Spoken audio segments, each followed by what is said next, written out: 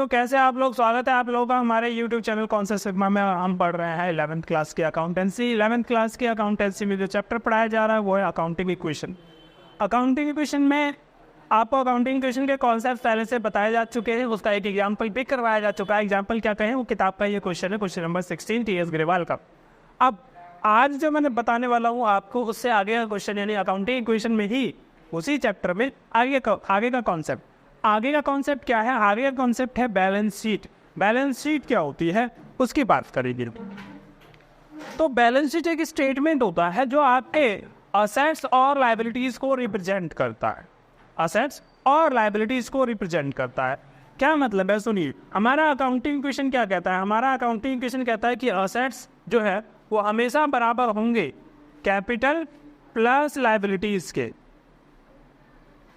Capital और liabilities का जोड़ हमेशा असेट्स के बराबर होगा। अब ये जो असेट्स है ये वो प्रॉपर्टीज हैं, वो राइट्स हैं जो खरीदे गए हैं किसके द्वारा? बिजनेस के द्वारा, मालिक के द्वारा नहीं, बिजनेस के द्वारा। तो बिजनेस के प्रॉपर्टीज और राइट्स है, ये बिजनेस के प्रॉपर्टीज एंड राइट्स है। प्रॉपर्टीज एंड राइट्स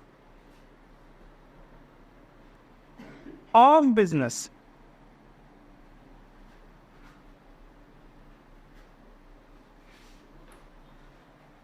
ठीक है। और ये क्या है? ये है लायबिलिटीज यानी ऑब्लिगेशन। और ये वाली ऑब्लिगेशन है टुवर्ड्स ऑनर, और ये वाली ऑब्लिगेशन है ऑब्लिगेशन टुवर्ड्स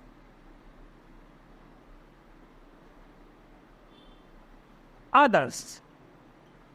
अदर्स की ये ऑब्लिगेशन है और ऑनर्स के प्रति ये ऑब्लिगेशन। इन दोनों ऑब्लिगेशन को, ऑब्लिगेशन का मतलब क्या? ऑब्लिगेशन का मतलब कि हमारी जिम्मेदारी। जिम्मेदारी किस बात की है? ये जिम्मेदारी है आपको पैसे देने हैं किसी को, तो ये जिम्मेदारी है आपकी। तो पैसे देने, इसलिए इसको कहते हैं फाइनेंशियल ऑब्लिगेशन। ठीक है। ये पैसा जो कैपिटल वाला है ये मालिक को देना है, और ये लायबिलिटीज वाला जो पैसा देना है बाकी दूसरे लोगों को देना है। तो हमेशा ऑब्लिगेशन दो प्रकार की होगी, एक इंटरनल वाली और एक एक्सटर्नल वाली, बाहर वाले को देने वाली। तो बाहर वाले को हम लायबिलिटीज कह देते हैं, और जो अंदर यानी मालिक को देना है पैसा वो कैपिटल कहलाता है।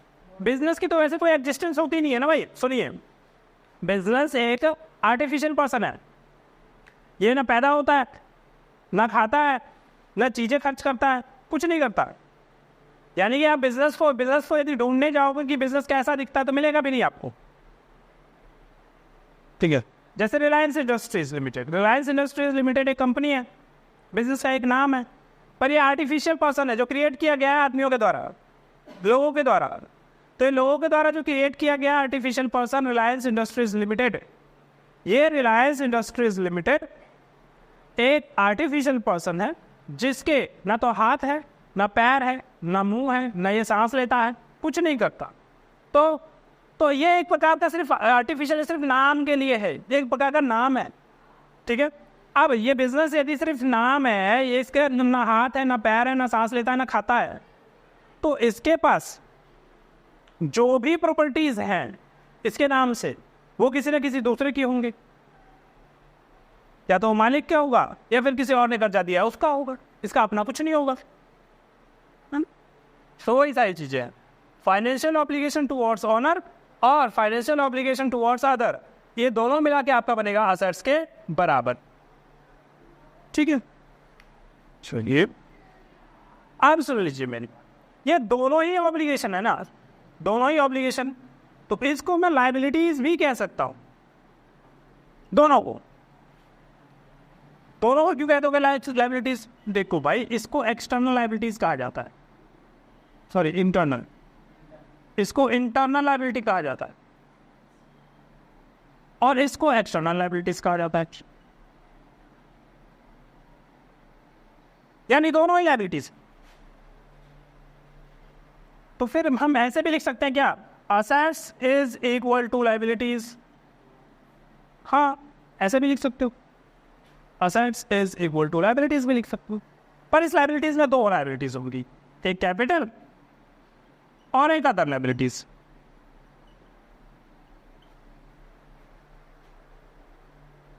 ठीक है। तो इसी चीज को रिप्रेजेंट करने के लिए एक स्टेटमेंट बनाया जाता है। वो स्टेटमेंट समय के किसी भी निश्चित बिंदु पे बनाया जा सकता है। और वो स्टेटमेंट जो समय के किसी भी निश्चित बिंदु पे बनाया जाता है उसको हम कहते हैं बैलेंस शीट। वो बैलेंस शीट बैलेंस शीट की डेफिनेशन इसको बिठा देता हूं मैं।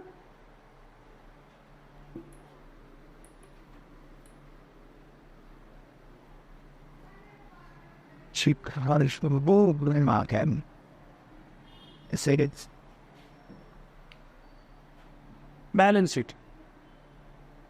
It is a statement. But am I calling that? Right on. Which represents financial position or it's not they bought in it.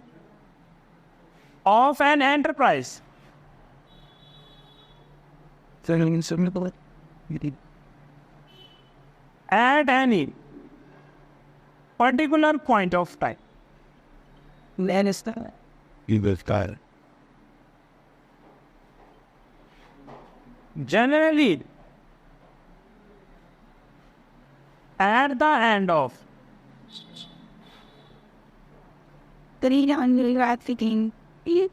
Accounting period. तो ये एक ऐसा स्टेटमेंट है जो फाइनेंशियल पोजीशन बताता है एंटरप्राइज की, और किसी भी समय के एक बिंदु पे बताया जा सकता है इसके द्वारा। Generally at the end of accounting period, जब अकाउंटिंग पीरियड खत्म होता है उस समय जनरली ये बताता है। चलिए फिर आगे बढ़ते हैं। इट हैज 2 साइड्स, इसके 2 साइड्स होते हैं। Left side is liability side and right side is asset side। तो लेफ्ट साइड में आप लाइबिलिटीज लिखते हो और राइट साइड में आप असेट्स। ये लीजिए कैसे बनता है फॉर्मेट इसका, बैलेंस शीट।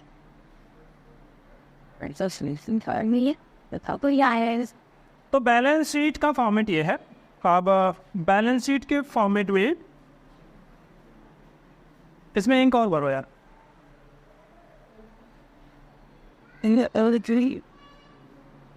ऐसे बना रहे हैं हम, ध्यान दीजिएगा। अच्छा, बैलेंस शीट में आपको ये भी लिखना पड़ता है कि किस डेट पे बनाई जा रही है। तो आप लिखते हैं balance sheet as on dot dot जो भी डेट है। जैसे मान के चलिए आप 31 मार्च 2023 में बना रहे हैं, तो लिखा जाएगा balance sheet as on 31 March 2023। Sorry, debits credit इसमें नहीं होगा। अच्छा, इसके बाद ये वाली साइड जो है वो लायबिलिटी साइड है, ये वाला साइड असेट साइड। आप इसे रुपीस में लिख सकते हैं या फिर चाहे तो अमाउंट लिख सकते हैं ऐसे।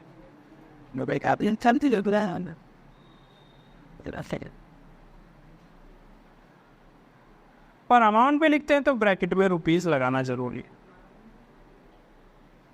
क्योंकि अमाउंट डॉलर में भी तो हो सकता है, पाउंड में से हो सकता है, तो इसलिए आपको वो लगाना है जिसमें आप अमाउंट लिख रहे हैं।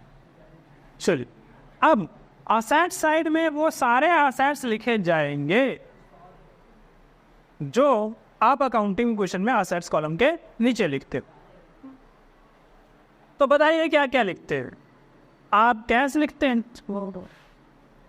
आप स्टॉक लिखते हैं, आप डेटर्स लिखते हैं, आप बैंक लिखते हैं, आप फर्नीचर लिखते हैं, आप मशीनरी लिखते हैं, आप बिल्डिंग लिखते हैं, आप लैंड भी लिख सकते हैं, आप प्रीपेड एक्सपेंस हो सकता है, Well, it's uninvestments. उसके बाद Third law, a payment. In the other guy. आओ एक्रूड इनकम हो सकता है। Well, we were. Yeah, Leanna, see it. तो ऐसे और भी असेट्स जो आपको लगते हो कि ये असेट्स है, असेट्स की कैटेगरी में आते हैं, तो उन्हें आप लिख सकते हैं। असेट्स की कैटेगरी में क्या आते हैं? वो बिजनेस के लिए या तो अधिकार है या फिर बिजनेस की संपत्ति है, तो वो असेट्स की कैटेगरी में ही आएगा। अच्छा, लायबिलिटीज साइड मैंने बताया था कि दो हिस्से होंगे, इसके कैपिटल वाला हिस्सा और बाकी लायबिलिटीज वाला हिस्सा। तो सबसे पहले आप यहाँ लिख लीजिए कैपिटल, फिर इस कैपिटल में Something. कैपिटल के बाद आप लिख लीजिए क्रेडिटर्स, उसके बाद कोई लोन लिया है तो वो लोन, उसके बाद यदि आउटस्टैंडिंग खर्चा है, One heart is hot. कोई भी रेंट हो गया, कोई भी चीज़ हो गया, उसके बाद आउटस्टैंडिंग एक्सपेंसेस के बाद है आगे एडवांस इनकम। आपको किसी ने एडवांस इनकम दे दिया तो वो भी आप यहाँ लिख सकते। इन सब चीज़ों के बाद आपको क्या करना है, दोनों साइड को जोड़ देना है। दोनों साइड जोड़ोगे तो ये वाला साइड और वो वाला साइड, दोनों साइड बराबर आना चाहिए, क्योंकि कैपिटल और बाकी की लायबिलिटी जोड़ के असेट्स के बराबर आती। ठीक है, तो मेरे ये वाली चीज़ है समझ में आया होगा। तो जो भी मैंने बात बताई है इसके लिए क्वेश्चन करेंगे ताकि सही से समझ में आ जाए कॉन्सेप्ट जो मैंने बताया बैलेंस शीट वाला। तो क्वेश्चन जो मैं कर रहा हूँ वो टी एस ग्रेवाल की किताब से क्वेश्चन नंबर 10 5.20 पेज नंबर पर है। जिनके पास टी एस ग्रेवाल की किताब है वो 5.20 नए एडिशन में 2023-24 वाले एडिशन में ढूंढेंगे, मिल जाएगा क्वेश्चन नंबर 10। तो क्वेश्चन नंबर 10 क्या कहता है, prove that accounting equation is satisfied in all the following transactions of Suresh, also prepare a balance sheet. सवाल कहता है कि सुरेश नाम का एक व्यक्ति है, उसका बिजनेस है और वो उस बिजनेस में ट्रांजेक्शन दे रखे हैं और उस ट्रांजेक्शन से आपको अकाउंटिंग इक्वेशन बनानी है और उसके बाद बैलेंस शीट भी बना लीजिए। तो मैं एक बार पढ़ देता हूँ फटाफट पूरा। Commences business with cash, business आपने स्टार्ट किया 60,000 रुपये से, paid rent in advance, advance rent दिया 500 रुपये का, परचेज गुड्स फॉर कैश 30,000 रुपये और क्रेडिट 20,000 रुपये, यानी टोटल माल खरीदा गया है 50,000 रुपये का। सोल गुड्स फॉर कैश 30,000 रुपये, कॉस्टिंग 20,000 रुपये, यानी 20,000 रुपये का माल आपने 30,000 रुपये में बेच दिया है। ठीक है, वहाँ 10,000 का प्रॉफिट हो गया। सैलरी दिया आपने 500 रुपये का और 100 रुपये का सैलरी अभी देना बाकी है, यानी सैलरी आउटस्टैंडिंग 100 रुपये है। मोटरसाइकिल आपने खरीद लिया पर्सनल यूज के लिए 5,000 रुपये, तो पर्सनल यूज का जो मोटरसाइकिल है वो ड्राइंग कहलाता है। ठीक है, आई इस सवाल को मैं फटाफट करवा देता हूँ। तो सबसे पहले मैं अकाउंटिंग इक्वेशन बनाऊंगा। Then the lawyers have meetings. Accounting equation, और एक साइड में असेट्स का रखूंगा Yeah, और दूसरा साइड कैपिटल प्लस लायबिलिटी का। I have a feed. And you know, पूरी लाइन खींच लेता हूं मैं। just like often in between sweet. Format proper तरीके से बना रहा हूं। सबसे पहले आप सीरियल नंबर लिखेंगे, उसके बाद आप ट्रांजैक्शंस लिखेंगे, उसके बाद आप सबसे पहला आइटम कैश लिखेंगे, और जैसे जैसे चीज़ें आती जाएगी, इसके लिए कॉलम खोल लिखने की जरूरत नहीं है, जैसे जैसे चीज़ें आती जाएगी हम इसमें जोड़ते जाएंगे। चलिए पहला आइटम जो दे रखा है, पहला ट्रांजेक्शन वो दे रखा है कॉमर्स बिजनेस विद कैश। आपने बिजनेस स्टार्ट किया कैश से 60,000 रुपये लगा के। तो जब 60,000 रुपये लगा के आपने बिजनेस स्टार्ट किया, ट्रांजेक्शन आप कॉपी में लिखना, मैं यहाँ बोर्ड पे नहीं लिखूंगा। 60,000 रुपये कैश में आएगा और 60,000 रुपये ही कैपिटल में आएगा। यहाँ ट्रांजेक्शन लिखना है कॉमर्स बिजनेस विद कैश, जैसे उसके अंदर लिखा हुआ है वैसे। दूसरा ट्रांजेक्शन क्या है? दूसरा ट्रांजेक्शन है पेड रेंट इन एडवांस। आपने रेंट पे कर दिया, वो भी एडवांस। तो एक कॉलम खुलेगा जिसका नाम होगा एडवांस रेंट, और आपने रेंट पे किया तो आपके पास से कैश चला गया। कितना कैश चला गया? 500 रुपये। एडवांस है तो एडवांस वाले कॉलम में 500 जुड़ जाएगा, बाकी जगह कुछ नहीं। फिर आप चेक करेंगे जोड़ के कि आपकी जो अकाउंटिंग क्वेश्चन अभी तक है वो सही है या नहीं है। ये आ गया 59,500, ये 500, ये 60,000 रुपये यानी 60,000, ये जी। इसके बाद तीसरा पॉइंट कहता है परचेज गुड्स फॉर कैश 30,000 रुपये एंड क्रेडिट 20,000 रुपये। आपने माल खरीदा कैश में और उधार में भी, दोनों में। तो आप स्टॉक का कॉलम बनाएंगे। कैश में कितना? कैश में लिखेंगे आप 30,000 रुपये और क्रेडिट में लिखेंगे 20,000 रुपये। 30,000 रुपये आपका कैश गया और 50,000 का टोटल माल आया है। तो स्टॉक में जो प्लस होगा वो 50,000 रुपये, पर पैसे तो 30 ही दिए। हाँ, उधार है ना 20,000 रुपये, तो क्रेडिट का मतलब उधार।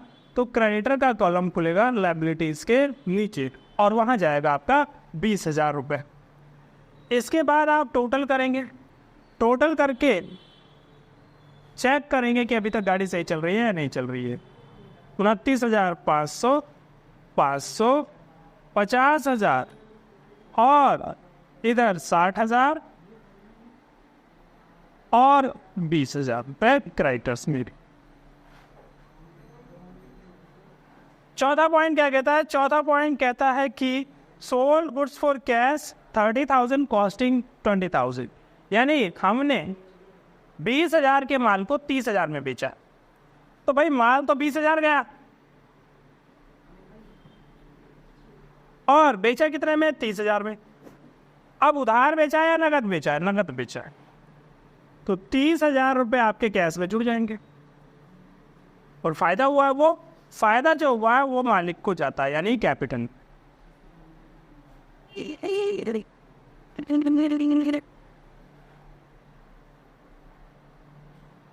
लीजिए, ये हो गया 59,500, ये 500, ये 30,000 रुपये, ये 70,000 रुपये और यहाँ 20,000।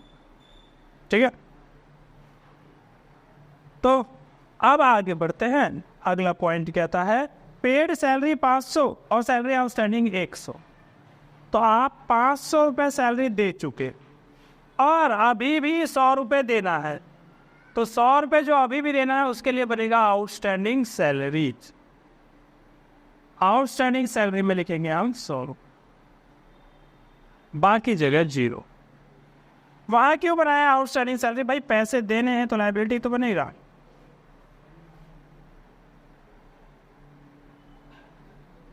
अच्छा, अब आपका जो है खर्चा 600 रुपये हो गया, वो घटाना रह गया था।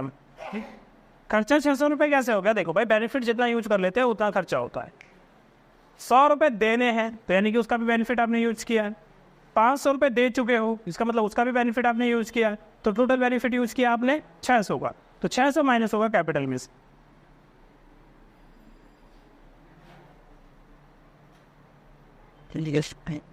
ये हो गया 59,000, ये 500, ये 30,000 और ये 69,400 और ये आपका 20,000 और ये 100। ठीक है, अगला पॉइंट कहता है bought motorcycle for personal use. आपने 5,000 रुपये निकाले और उससे अपने लिए पर्सनली मोटरसाइकिल खरीद लिया है। तो भाई पर्सनली मोटरसाइकिल किसने खरीदा? मालिक ने, तो उसके 5,000 रुपये कम हो जाएंगे मालिक के। ठीक है, हमारे पास बिजनेस में कोई असर नहीं आया है, वो मोटरसाइकिल उसके घर चला गया है। तो 54,000 रुपये यहाँ बचे, यहाँ 500, यहाँ 30,000 रुपये, यहाँ 64,400, यहाँ 20,000 और यहाँ 100। ये लीजिए, इसके बाद कोई ट्रांजैक्शन नहीं दे रखा है सवाल में, तो यानी कि अकाउंटिंग क्वेश्चन तो मेरा यहाँ ख़त्म हो गया। अब क्या करना है? अब सवाल कहता है कि बैलेंस शीट बना के दिखाइए। तो जब मैं बैलेंस शीट बनाऊंगा तो देखिए कैसे बनाएंगे। बैलेंस शीट एज ऑन, कौन से डेट पे बनाए? भाई डेट नहीं दे रखी, डेट नहीं दे रखी तो लिख दीजिए dot dot dot dot dot.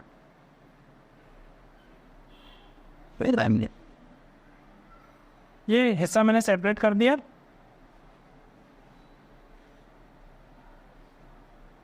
इसके 2 हिस्से बनाए जाएंगे, एक लेफ्ट साइड, दूसरा राइट साइड।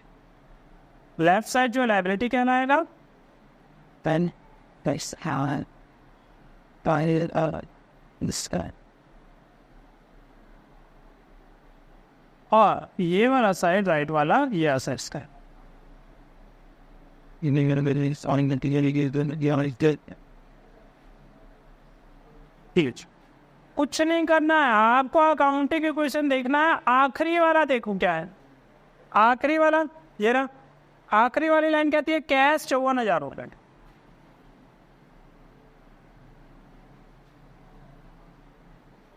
एडवांस रेंट 500 रुपये, Then say it out.